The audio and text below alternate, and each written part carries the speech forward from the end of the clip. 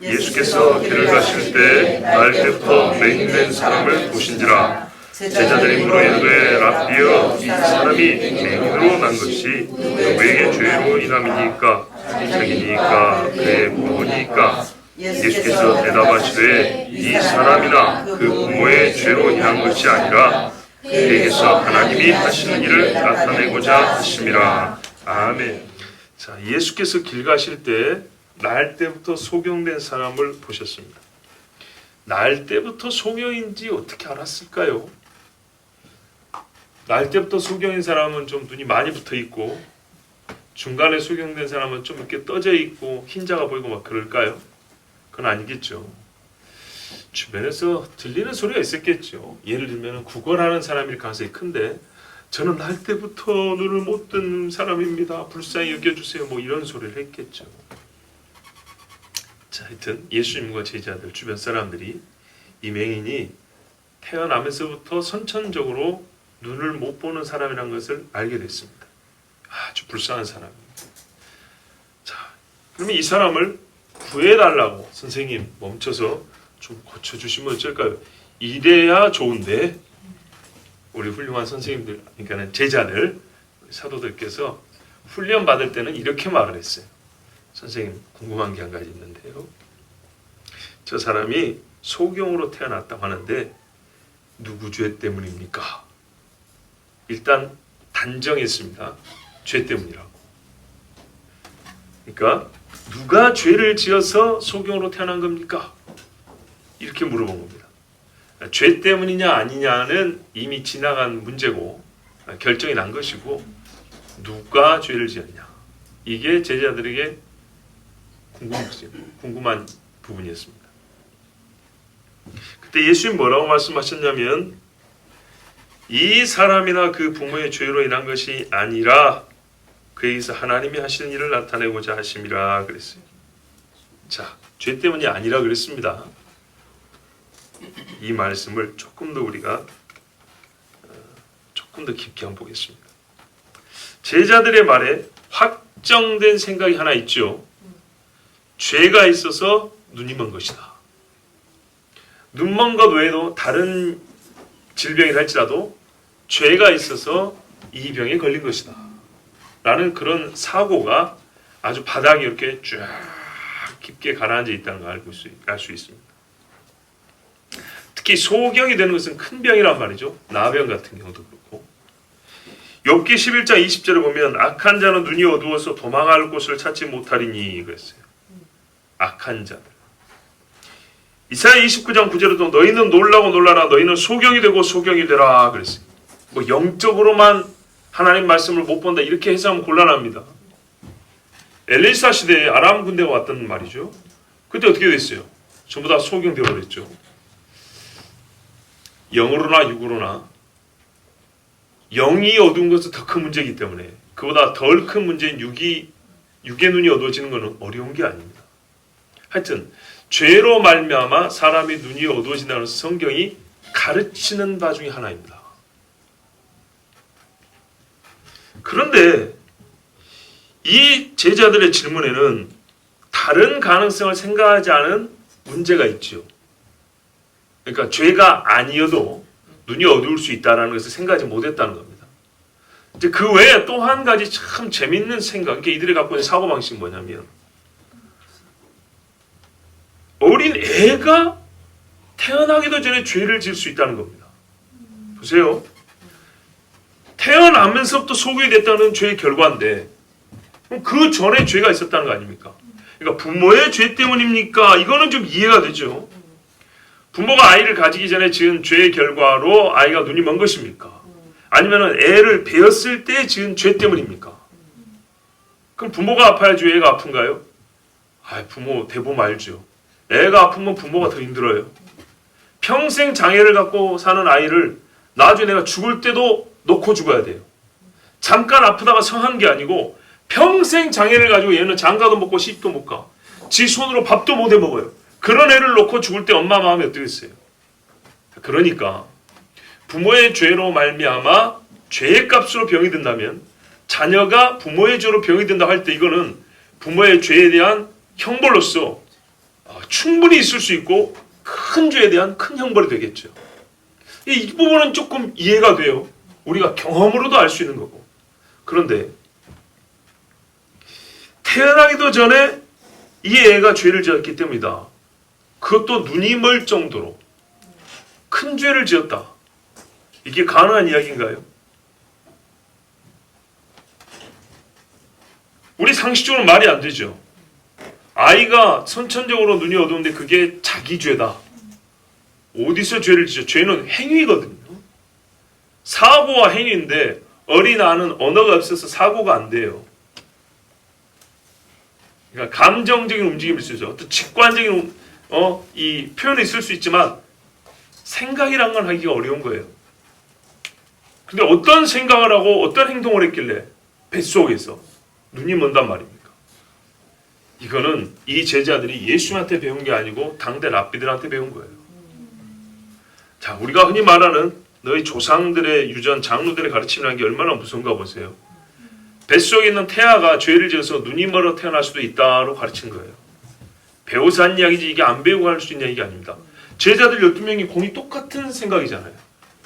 이게 유대 사회의 만연한 죄론입니다. 유대인들은 태아가 못해서 활동한다 생각했고요. 그 활동에도 선악이 있다고 생각을 했어요. 어떤 의미에서는 답을 얻을 수가 없으니까 이렇게 한 거예요. 예수님처럼 하나님이 하시고자 하는 일이 있다는 이기까지 못 이르니까 자기 눈앞에 보이는 데서 그 앞에서만 원인을 찾으려고 하니까 앞에서 원인도 여러 가지가 있을 수 있어요. 그런데 한편 거룩한 것처럼 보이죠.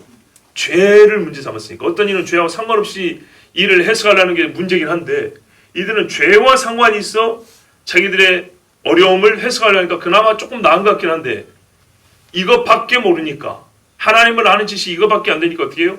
태어나지도 않은 애가 죄를 얼마나 크게 지었건데 태어나면서부터 눈이 멀었다. 이렇게 해서 아이를 정죄해버린 거예요. 이 사람은 태어나면서부터 평생 죽을 때까지 정죄받고 사는 거예요. 그냥. 예수님이 그 생각을 바꿔줍니다. 자, 이 사람이나 그 부모가 죄를 범한 것이 아니라 예수의 말씀에는 죄로 인하여 병들고 죽는 경우가 없다라는 뜻은 아닙니다. 그런 경우가 있습니다. 예. 그에게서 하나님이 하신 일을 나타내고자 하심이니라. 예, 핵심은 이거지만 이 뒷부분만 강조를 하면 죄로 말미암아 사람이 병드는 일이 있다는 것을 부정하기까지 이릅니다. 그러면 안 됩니다. 제자들이 누구 죄로 말미암아 병들었냐고 그렇게 물어봤기 때문에 이 경우에는 죄로 말미암아 병인 것이 아니라는 것이지 모든 경우에 사람의 병듦이 죄와 무관하다 이런 말씀은 아닙니다. 절대 그런 말씀은 아닙니다. 자, 그렇다면 여기서 확인되는 사실이 있습니다. 명시적으로 말씀하는 건 아니지만 전제되어 사실인 게 뭐냐? 죄로 말미암아 병드는 경우도 있긴 있다입니다. 아시겠죠? 여기서 예수님이 이 사람이나 그 부모가 죄를 범한 것이 아니라 이 말은 죄로 말미암아 병들지는 않는다 그 말이 아니고 이 사람에 있어서는 이 사람의 죄나 그 부모의 죄가 아니라 그 말입니다. 그러나 죄로 말미암아 병든다는 것은 일반적으로 맞는 말씀입니다. 여러분 인정하십니까? 요한복음 5장 14절에 보면 그 후에 예수께서 성전에서 그 사람을 만나 이르시되 보라 네가 나았으니 더 심한 것이 생기지 않게 다시는 죄를 범치 말라. 이런 말씀 기억나시죠? 또 누가복음 13장에도 보면 실로암 망대가 무너졌고 8사람이 죽었을 때 예수님 뭐라 그랬어요? 그 사람들이 예루살렘에 가는 다른 사람보다 더 죄가 많아서 죽은 줄 아냐? 죄가 많기는 다 일반이다. 너희도 만일 회개치 않으면 다 이와 같이 망하리라. 그들도 회개치 않은 죄 때문에 죽었다는 게 맞는데 사실은 너희도 똑같지만 그들은 먼저 죽은 거예요. 그래서 죄로 말미암아 죽고 죄로 말미암아 병드는 것은 광야의 역병만 보더라도 고라자손의 죽음만 보더라도 우리는 분명히 알 수 있어요. 하루아침에 수만 명을 죽여버리는 일도 가능한데 죄 때문에 병드는 것이 불가능하겠습니까? 그렇죠. 죄 때문에 전쟁에서 수십만 명이 몰살도 하는데 눈먼 것이 불가능하겠냐고요. 가능한 이야기입니다. 죄 때문에 사람은 병이 듭니다. 이런 경우에 우리가 남은 문제가 뭐냐면 사실 그렇습니다. 누구의 죄 때문인가? 또 어떤 죄 때문인가? 이거 알아야 되지 않겠습니까? 죄로 말미암아 병이 든 경우에는 그 죄가 해결이 돼야 되는 거죠. 용서를 받아야 되는 거죠. 그러니까 누가 어떤 죄를 지었는지를 알아야겠죠. 다윗이 간음하고 살인죄를 저질러서 아들이 죽었단 말입니다. 아들이 앓다가 죽었단 말이에요. 보세요. 부모의 죄로 말미암아 아이가 앓다가 죽는 경우도 있다는 말이에요. 물론 노환도 있고 유전도 있고 습관도 있고 위생의 문제 때문에 병드는 경우도 있어요. 이런 경우는 죄라고까지 보기는 어려운 거예요. 좀 무지하고 부족한 부분이지. 그것 때문에 속죄짐을 드릴 일 없다 이 말입니다. 그리고 이 여러 가지 원인이 중첩되고 복합적으로 작용해서 하나의 질병이 유발되는 경우도 있어요. 또는 죄가 있는데 거기다가 나쁜 식습관이 보태자고 병이 드는 경우도 있어요. 그럼 어떻게 하죠? 의사는 식습관, 부모는 우리 생활 습관을 고칠 수 있지요.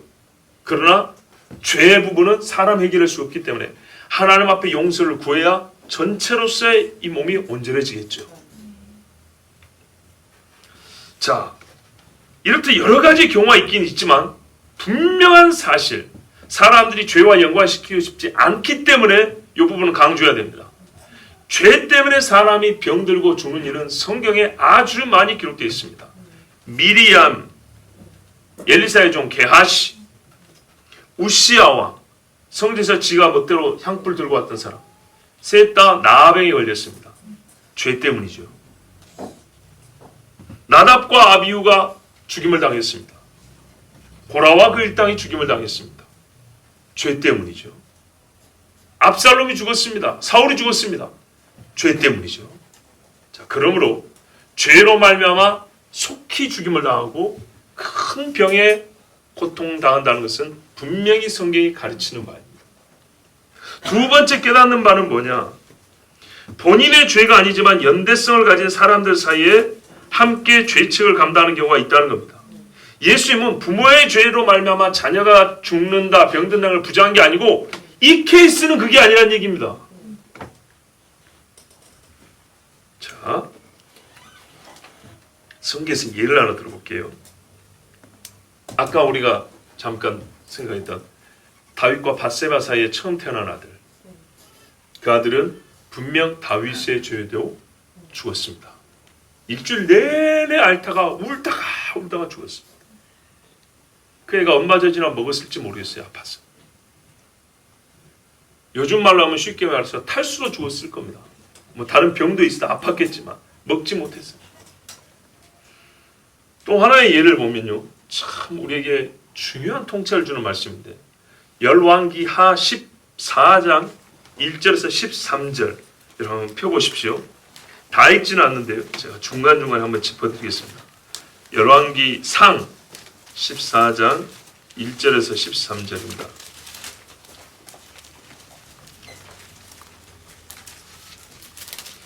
여기에 보면 북이스라엘을 찢어서 갔던 여로보암 이야기가 나옵니다.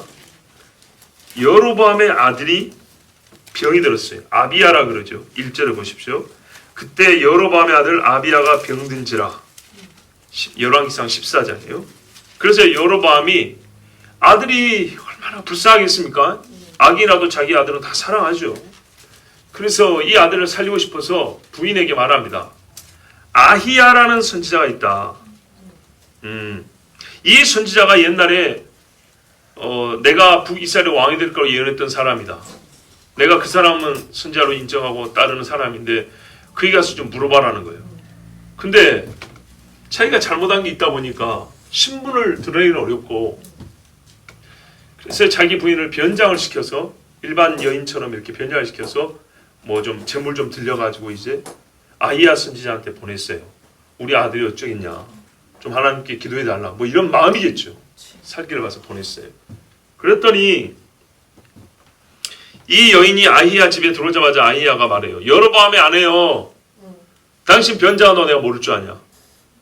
뭘 구하러 온지도 안다. 하지만 당신에게 내가 흉한 일을 말할 수밖에 없다.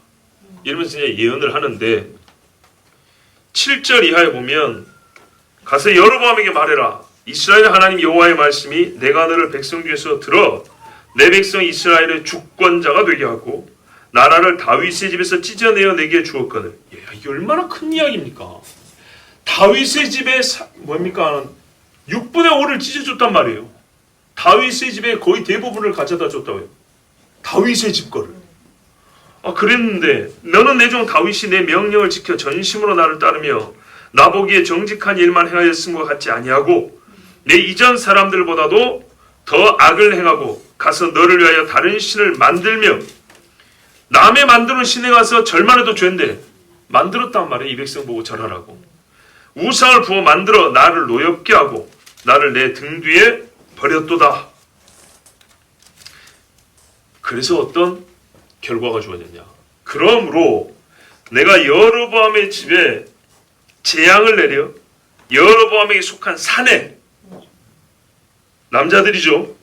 이스라엘 가운데 매인자나 노인자나 다 끊어버리되.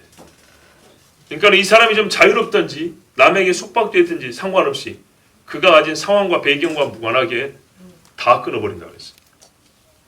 자, 그러면 이 중에는 여로보암보다 착한 사람도 있을 테고, 그죠? 여로보암보다 하나님을 더 잘 섬기는 사람도 있겠죠. 그런데 왜 죽어야 돼요? 여로보암 때문에.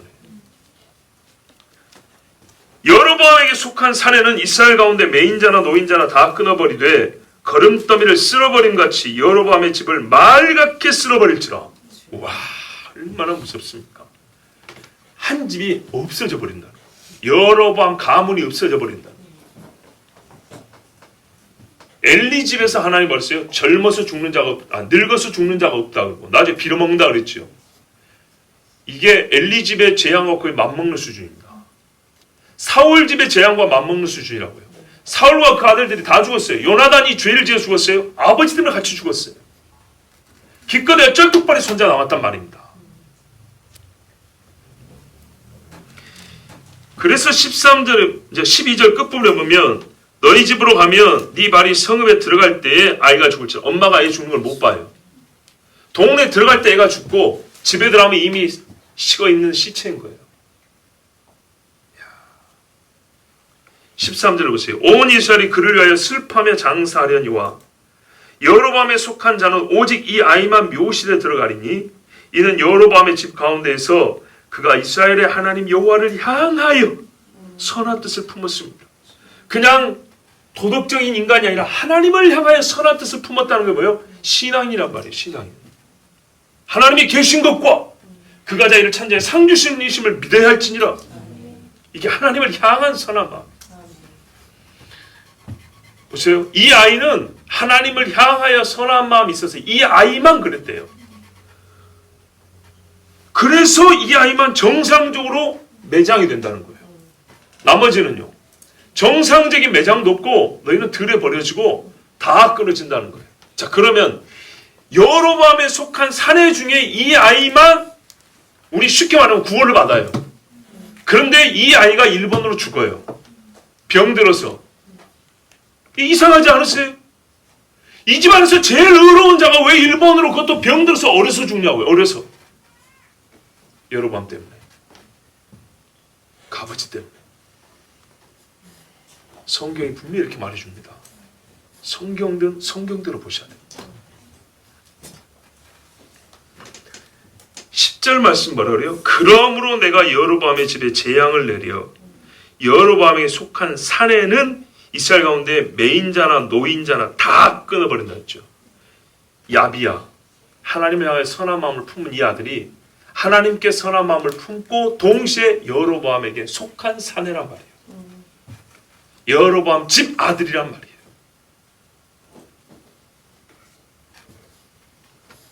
그래서 이 아들은 이 집에 내린 재앙을 피할 수가 없었어요. 그리고 그것은 여로보암이 회개를 할 수 있다면 가장 크게 하나님의 음성을 들을 수 있는 기회였어요. 그러지 않겠습니까? 집에 키우던 개가 죽는다고 하나님의 음성을 듣겠습니까? 첩의 자식이 죽었다고 해서 땅을 치겠습니까? 근데 자기 방에 장자 나오면 왕위를 열 장자가 자기 죄 때문에 죽었다고 하나님 분명히 말씀을 해주시고 실제로 죽었다면 이건 하나님의 소리를 가장 크게 들을 수 있는 기회가 아니겠습니까? 하나님은 이 집을 회개케 할 수 있는 마지막 기회를 주시는데 이 아들을 사용하신 겁니다. 하여튼 분명한 것은 뭐예요? 여로보암의 죄로 그 집의 사내가 죽는다는 겁니다. 그러면 여로보암이 회개를 해야 되겠죠? 안 했어요. 이러니까 이 예언은 반드시 응할 수밖에 없는 겁니다. 이제 다 없어집니다. 세 번째 오늘 말씀이 보증하는 사실이 뭐냐? 모든 일에는 다 하나님의 뜻이 있다입니다. 그에게서 하나님의 하시는 일을 나타내고자 하심이니라. 병을 치유함에 있어서는 병이 들었던 몸이 성하게 되었다는 사실 자체가 하나님의 첫째가는 중요한 뜻입니다. 그 사람을 성하게 해주고 싶은 게 하나님의 뜻이에요. 그렇죠? 건강을 누리게 하려 하심, 이것이 하나님의 1차적인 뜻입니다. 그런데 예수님의 말씀하시는 말은 뭡니까? 병이 든 이유를 포함하여 치료까지 이 전 과정에서 하나님이 하시고자 하는 일이 있다는 말씀입니다. 그래서 이런 경우에는 원인과 결과를 종합해서 생각해보고 하나님이 무슨 일을 하시고자 하는가를 생각해봐야 됩니다. 그리고 이거는 단선이 아니라 복합적일 수도 있습니다. 여러 가지 일이 모여서 여러 가지 일의 목적을 위하여 이 일이 주어졌을 수도 있습니다. 여기서 한 가지 주의해야 될 건 우리는 너무 믿음이 좋아서 하나님이 하시고자 하는 일이 있어요. 여기서 너무 쉽게 아멘 해버리면 안 됩니다. 결론적으로 믿는 것은 맞습니다. 하나님이 하시고자 하는 일이 있어요 할 때 예, 나도 믿습니다. 그런 다음에 뭐 해야 되냐? 근데 그 일이 무엇인가를 깨닫기까지 이르러야 아멘이 의미가 있는 것이지 그냥 무턱대고 너무 믿음이 좋고 의심은 하면 안 되니까 하나님이 하시고자 하는 일이 있어요. 하나님의 뜻이 있을 거야. 아멘. 근데 그걸 알아야 기도를 더 하든지 위로를 받든지 할 거 아니에요. 여기까지 이르러야 됩니다. 그것은 우리가 마지막에 한번 살펴보겠습니다. 자, 만일에 하나님이 하시는 일이 이 사람은 아니지만 진짜 어떤 사람은 죄 때문이 아니겠어요? 그럼 아까 여로보암의 경우는 하나님이 하시고자 하는 일이 뭐예요? 이 집을 회개케 하려 하심이죠. 어떤 사람은 하나님을 알지 못하고 주의 능하심을 모르는 경우가 있어요. 바로 같은 경우. 그때는 뭐라요? 하나님이 의도로 가르쳐있어요. 내가 애굽에 나의 권능을 보여준다고 그랬어요. 내가 이스라엘의 온 천하에 하나님의 것을 알게 한다고 그랬어요. 이런 일도 있는 것이고요. 또 어떤 사람은 깊은 계시를 보여주고 싶은 경우가 있어요. 그렇죠? 바울이 하나님의 깊은 계시를 보고 다니엘이 깊은 계시를 보는데 알아두었어요. 그 깊은 계시는 몸이 힘든 것을 동반할 수밖에 없는 계시였어요. 그냥 편하게 영화 보듯이 무슨 뜻인지 알았어요 주님. 접수했어요. 이렇게 될 수 있는 그렇게 받아들이는 계시가 아니었어요. 어떤 거는 정말 죽을 정도로 시름시름 앓으면서 받아야 되는 하나님의 계시들이 있는 거예요. 자, 이럴 때는 하시고자 하는 일이 뭐냐? 하나님이 이 세대를 살릴 수 있는 또 장래 세대를 위하여 깊은 계시를 주시고자 그 계시를 바로 인식하고 전하게 하고자 육신의 고통을 동반하여 주는 경우도 있다입니다. 여기까지 알아야 하나님이 하신 일이 이것이구나 이렇게 되는 거지. 그 다음엔요, 하나님과의 깊은 교제로 이끄는 수가 있어요. 다윗의 시가 어디서 나왔습니까? 광야에서 나온 것이죠. 모세가 하나님과 어디서 친해졌어요? 광야에서 친해졌죠. 이렇게 하나님과 깊은 교제를 위해서 하나님이 육을 치는 경우, 친다기보다는 육의 고통을 동반시키는 경우가 있습니다. 육의 고통은 우리 말로 하면 다 병명을 붙일 수 있는 일이죠. 자, 이런 여러 가지 이유가 있고 이 각자가 하나님이 하시는 일이 될 수 있습니다.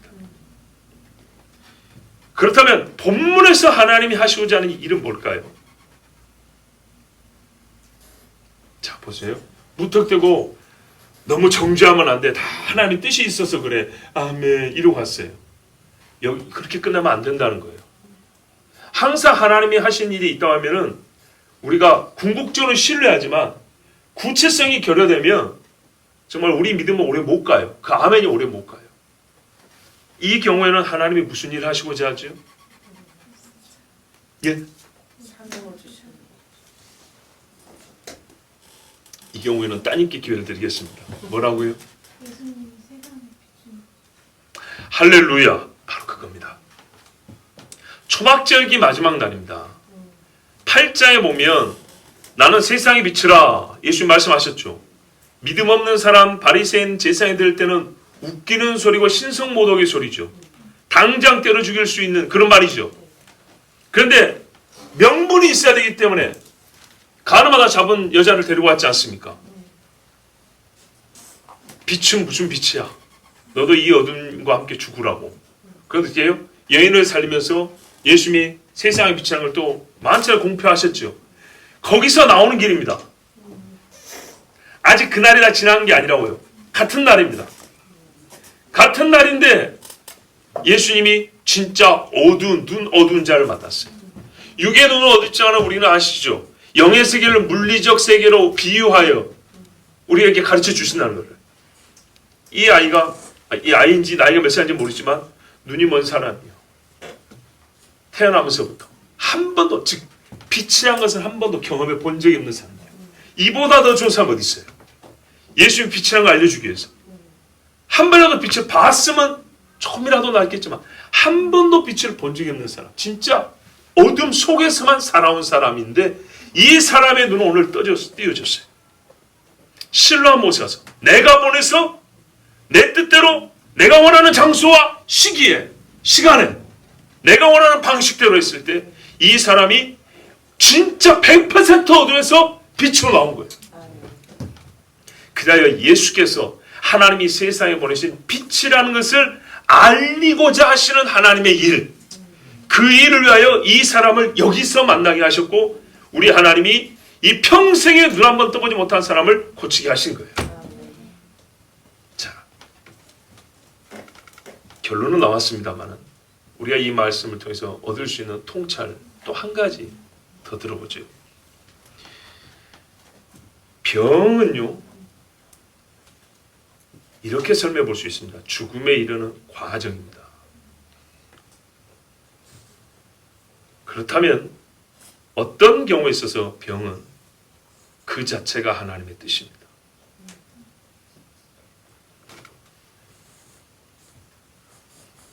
히브리서 9장 27절에 한 번 죽는 것은 사람에게 정하신 것이요. 죽는 것이 정해진 하나님의 뜻이에요. 죄인은 죽는다는 것이 하나님의 정해진 뜻인데 그 죽음에 이르는 가장 일반적인 과정이 뭐냐면 병이 들어서 죽음으로 넘어가는 거예요. 그렇다면 병들면 죽음이 무슨 고상하고 또 다른 열매를 위한 뜻이 아니고서라도 죽음 그 자체가 하나님의 뜻이기 때문에 죄인에게 있어서는, 모든 인간에게 있어서는 죽음 안에 속에 포함되어 있는, 죽음에 이르는 과정에 포함되어 있기 때문에 죽음 속에 있는 것이라고 할 수 있는 병은 그 자체가 하나님의 뜻입니다. 즉, 이 병듦으로 말미암아 뭔 다른 게 있을까 찾아봤을 때 있는 경우도 있지만 그게 없더라도 사람은 늙고 병들어 죽는 것이 제2, 제3의 무슨 건설적인 뜻이 없더라도 그것이 하나님의 뜻입니다.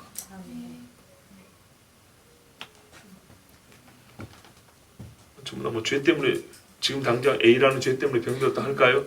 그게 아니고요. 기본적으로 이게 기본형이에요. 참, 여러분 잘 안 받아들여지십니까? 받아들여지시죠? 예를 하나 드릴까요? 엘리사가 병들어 죽었습니다.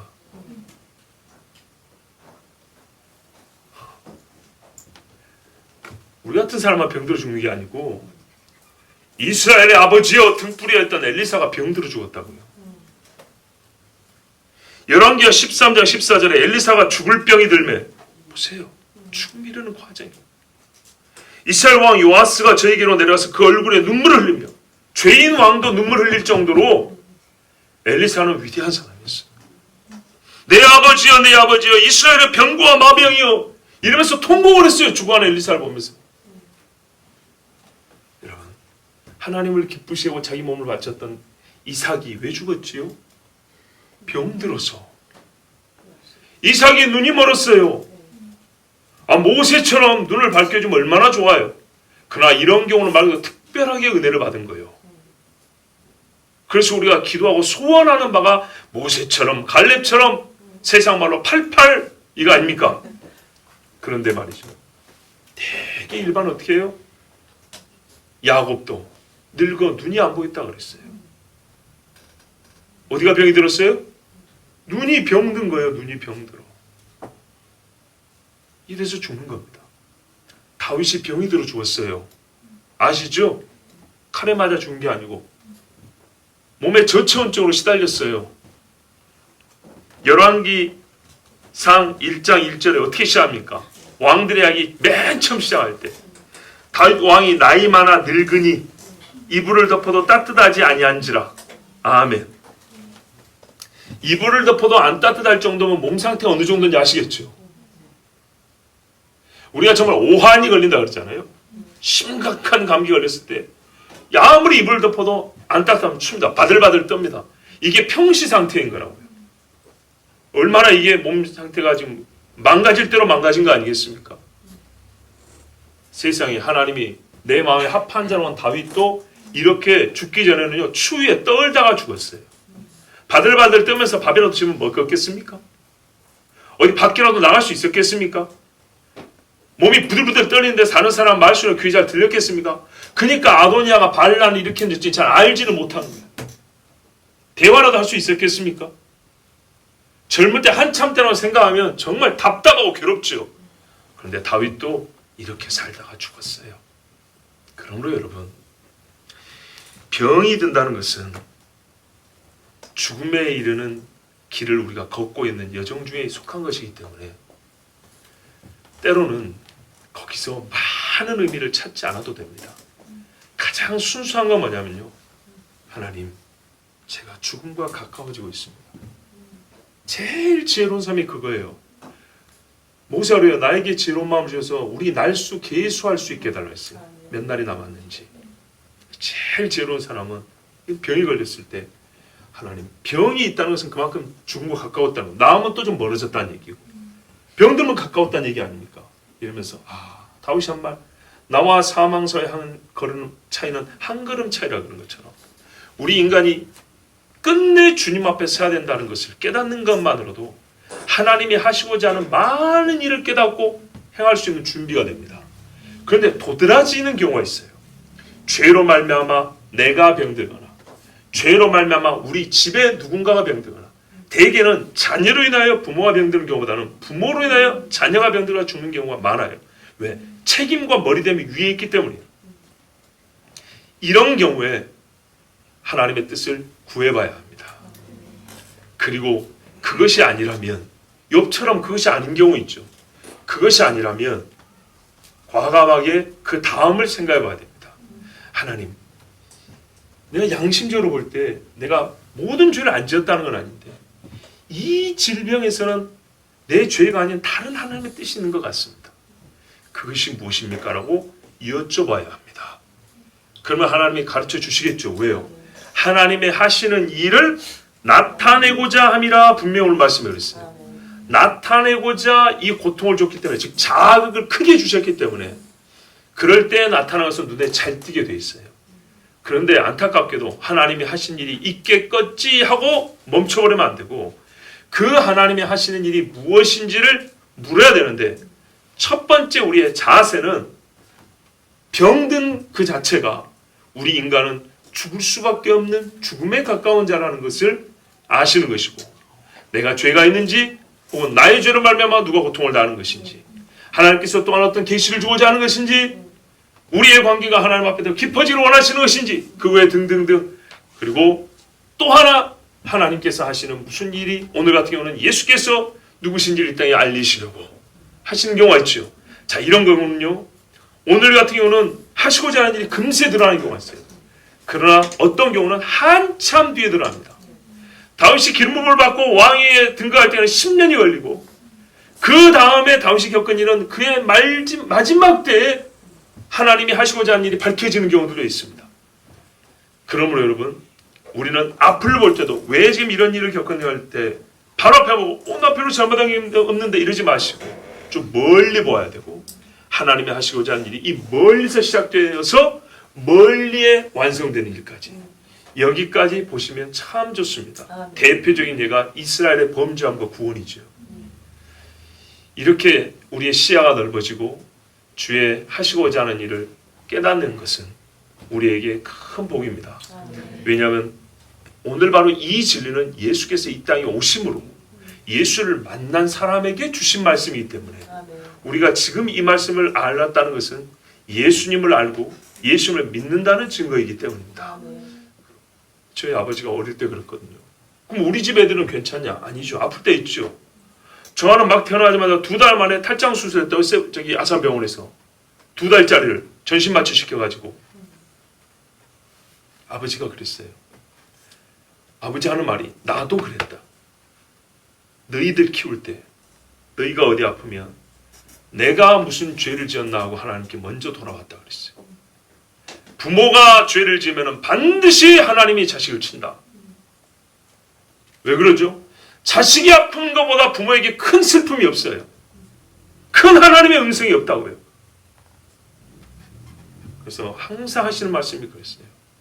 누가 아프냐? 예, 그러면 네가 뭘 잘못했는지 하나님 앞에 돌아가라 그랬어요. 아닐 수 있어요. 아닐 수 있지만 이게 순서예요. 1번 순서는 나를 먼저 돌아보는 거예요. 여로보암의 집에 속한 사내는 여로보암으로 말미암아 끊어진다, 이 말씀이 있어요. 여러분, 우리는 잘 모릅니다. 그렇지만 순서를 말한다면 먼저는 하나님께 물어야 되고, 순서를 묻는다면 첫 번째로 저 사람의 죄입니까? 이런 식으로 물을 게 아니고요. 하나님, 제가 뭘 잘못했습니까? 혹시 저에게 하시고자 하는 말씀이 있습니까? 저에게 하시고자 하는 일이 무엇입니까? 저에게 가르쳐 주십시오. 이게 먼저야 합니다. 그래야, 아니 네가 아니고 그 사람이다 하더라도 겸손한 마음으로 그를 타일러서 선한 길로 인도할 수 있지. 처음부터 제자들처럼 누구의 죄입니까? 저 아비의 죄입니까? 저 조그만 애의 죄입니까? 이러면 곤란합니다. 여러분, 분명한 사실이 몇 가지 밝혀졌습니다. 우리가 해야 될 것은 여쭙고, 답을 들었으면 그 답을 들은 대로 주님 앞에 주께서 나타내오시고자 하는 그 일에 아멘하고, 주께서 하시고자 하는 그 일에 나를 합치시키는 것입니다. 우리 이 시간 함께 기도합니다.